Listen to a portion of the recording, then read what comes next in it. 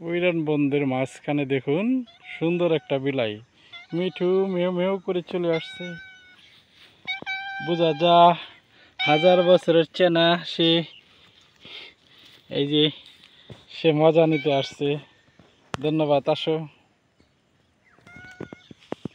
তুই বন্দের মাঝখানে কি করতেছ? ইঁদুর ধরতে পেরেছ? দেখুন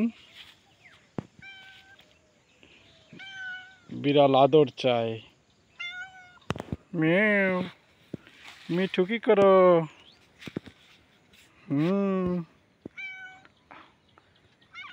ইঁদুর পাও নাই?